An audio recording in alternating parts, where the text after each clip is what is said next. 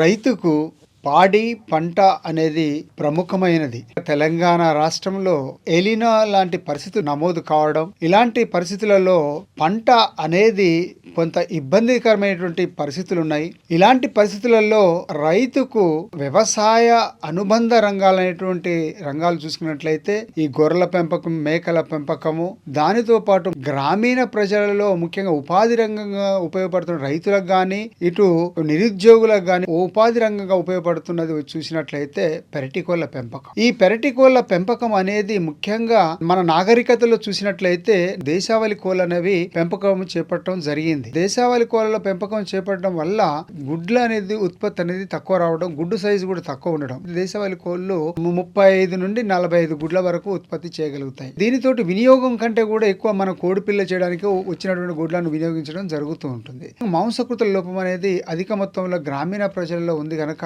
గుడ్ల వినియోగం గాని, ఇటు కోళ్ల మాంస వినియోగం గాక అధిక మొత్తంలో చేసినట్లయితే ఈ మాంసపు కృతులతోటి లోపంతో బాధపడేటువంటి గ్రామీణ ప్రాంతాల్లో ఉన్నారో వారందరూ కూడా తగిన పాలలో గుడ్లు అందించాలంటే ఈ పెరటి కోళ్ల పెంపకంలో గ్రామీణ ప్రాంత వాతావరణంలో ఎలాగైతే దేశావళి కోళ్లు పెరుగుతున్నాయో అలాంటి కోళ్లను పెంచుకున్నట్లయితే అధిక గుడ్ల ఉత్పత్తి పొందవచ్చు. దానిలో ముఖ్యంగా చూసుకున్నట్లయితే ఈ రోజు రాజశ్రీ రకం, మనం ఎక్కడైతే 35 నుండి 45 గుడ్లు అనుకుంటున్నామో దేశావళి కోళ్లు, ఈ రోజు రాజశ్రీ చూసుకున్నట్లయితే దాదాపు 160 నుంచి 180 గుడ్ల వరకు కూడా ఉత్పత్తి అనేది చేయడం జరుగుతుంది. ఈ 160 నుంచి 180 గుడ్లు రావడము, సైజు చూసుకున్నట్లయితే తెల్లకోడి గుడ్డు సైజు ఉండడము, దీంతో వినియోగం అనేది ఎక్కువ అవుతుంది. ప్రస్తుతం వినియోగం చూసుకున్నట్లయితే Indian council of medical research వారి యొక్క గణాంకాల ప్రకారము గాక మనం చూసినట్లయితే సరాసరి సంవత్సరానికి ఒక మనిషి వచ్చేసి 180 గుడ్ల వినియోగము, 11 కేజీల మాంస వినియోగం చేయాలి. కానీ చాలా తక్కువ మోతాదులోనే వినియోగం అనేది అవుతూ ఉంటుంది. అయితే ఈ తక్కువ మోతాదులో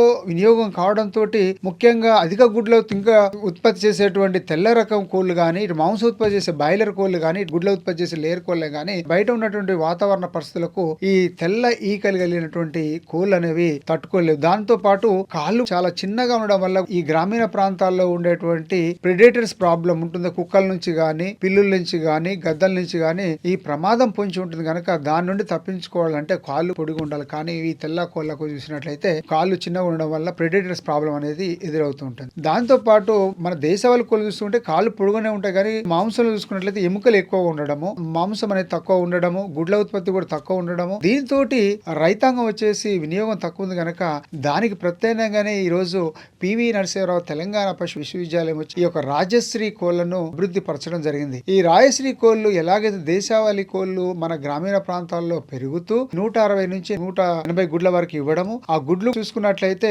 గోధుమ కలర్ గుడ్డు ఉందన్నమాట. అలాగే రాయశ్రీతో పాటు కోళ్ల పరిశోధన సంస్థ పివి నరసింహారావు తెలంగాణ పశు వైద్య విశ్వవిద్యాలయ పరిధిలో ఉన్నదో దానిలో ఆబ్రిడ్ అని చెప్పేసి వివిధ రకాలైనటువంటి కలర్ ఈకలు కలిగినటువంటి కోళ్లు, ఇవి మార్కెట్ లో బాగా డిమాండ్ ఉంటుంది కనుక వీటిని అభివృద్ధి పరచడం జరిగింది. పౌల్ట్రీ రీసెర్చ్ స్టేషన్ లో అవైలబిలిటీ అనేది ఉన్నదండి. ముఖ్యంగా చూసుకున్నట్లయితే ఈ రాయశ్రీ కోళ్ళని ఇవి డ్యూయల్ పర్పస్, అంటే రెండు రకాల గుడ్ల ఉత్పత్తి కొరకు పెంచుకోవచ్చు, మాంసం ఉంటే మాంసం ఉత్పత్తి కొరకు చేసుకోవచ్చు. అక్కడ ఉన్నటువంటి మార్కెట్ పరిస్థితులు గాక క్షుణ్ణంగా అధ్యయనం చేసి దేనికి డిమాండ్ ఉన్నదో ఆలోచన చేసుకొని గుడ్లు కావాలన్నా మాంసం కోవాలనేది పెంపకానికంటే ముందు ఒక అవగాహన ఏర్పరచుకోవాలి. ఇవి మాంసం కొరకు అనుకుంటే స్టార్టింగ్ లో ఒక 6 వారాల వరకు మనం తగిన పాలలో ఉష్ణోగ్రత అనేది ఇవ్వాల్సి ఉంటుంది. ఆ విధంగా ఇచ్చిన తర్వాత మనము 5 నుంచి 6 వారాల వరకు ఉష్ణోగ్రత ఇచ్చేసి ఆ తర్వాత వాటిని బయట ఇచ్చిపెట్టేసినట్టయితే అక్కడ ఉన్నటువంటి ఒకవేళ తోటల్లో గాని, మన పెరటి ప్రాంతాల్లో ఉన్నటువంటి గింజలను గాని, చెదలను గాని, గడ్డిని గాని ఇవన్నిటిని కూడా ఇవి తినేసేసి ఇవి పెరగలుగుతున్నాయి. ముఖ్యంగా వీటి శరీర బరువు మధ్యస్థంగా ఉండడము,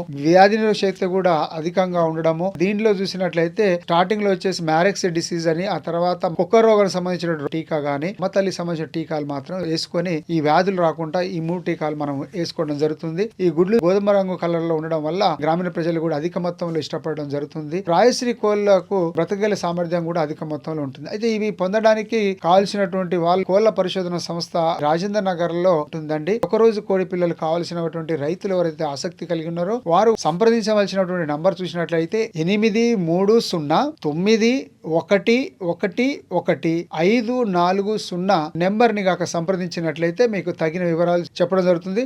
రైతులు ఒకవేళ బ్రూడింగ్ ఫెసిలిటీ ఉన్నట్లయితే అలాంటి ఆసక్తి గల రైతులు వచ్చేసి ఒకరోజు కోడి పిల్లలు తీసుకెళ్లి వాటిని బ్రూడింగ్ చేసుకొని కూడా 25 రూపాయలకు ఒక కోడి పిల్ల దొరుకుతుందండి. ఒకవేళ బ్రూడింగ్ మీద అవగాహన లేనటువంటి రైతులు ఎవరైనా ఉన్నట్లయితే మేము నెల రోజుల పిల్లలు 100 రూపాయల చొప్పున మేము అందించడం జరుగుతుంది. ముఖ్యంగా ఈ రాయశ్రీ కోళ్లతో అధిక గుడ్ల ఉత్పత్తి రావడంతో ఈ రోజు మార్కెట్ లో చూసినట్లయితే రిటైల్ సెంటర్స్ మన ఈ ఆర్గానిక్ మాంసం అని, ఆర్గానిక్ గుడ్లు అని చెప్పేసి ఎలాంటి పెస్టిసైడ్ల లాంటిది ఎలాంటిది కూడా లేకుండా ప్రకృతి సిద్ధంగా లభించేటువంటి ఏవైతే పదార్థాలు ఉన్నాయో వాటిని వినియోగం చేస్తూ మంచి గుడ్ల ఉత్పత్తి చేయడం వల్ల ఇది ఆర్గానిక్ మాంసం రుచిగా ఉండడము, గుడ్లు కూడా టేస్టీగా ఉండడము, ఈ రోజు ప్రతి ఒక్కరు కూడా ఆరోగ్య రీత్యా చాలా మంది ఇటు పట్టణాల్లో కానీ నగర ప్రజలే కానీ ఈ ఆర్గానిక్ మాంసానికి ఆర్గానిక్ గుడ్లకు చాలా అధిక మొత్తంలో డిమాండ్ ఉంది కనుక రైతాంగం ఇలాంటి పెంపకం బాగుంటుందండి. మీరు ఒక మొటాలిటీ కింద 20 కోళ్లను కాక పెంచుకున్నట్లయితే రైతాంగం ఒక మగ కోడిని పెంచుకుంటే ఒక కోడి దాదాపు 3.5 కేజీల దాకా వస్తుందండి. 3.5 కేజీల బరువు కాక వచ్చినట్లయితే మనకు దాదాపు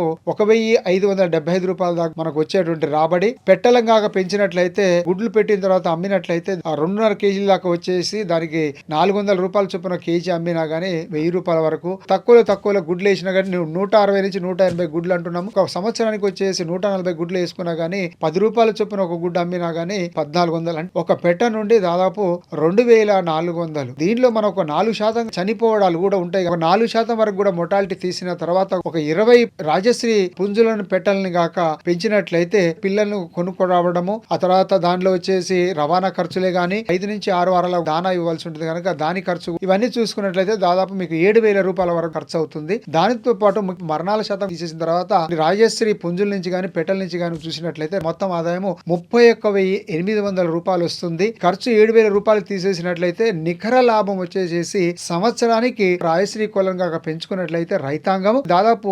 25,000 రూపాయల వరకు నికర లాభం అనేది రావడం జరుగుతుంది. ముఖ్యంగా ఎలినో లాంటి పరిస్థితులలో ఈ యొక్క వ్యవసాయ అనుబంధంగా ఉన్నటువంటి పెరటి కోళ్ళను కాక మనము పెంచుకున్నట్లయితే మంచి రాబడి రావడం జరుగుతుంది.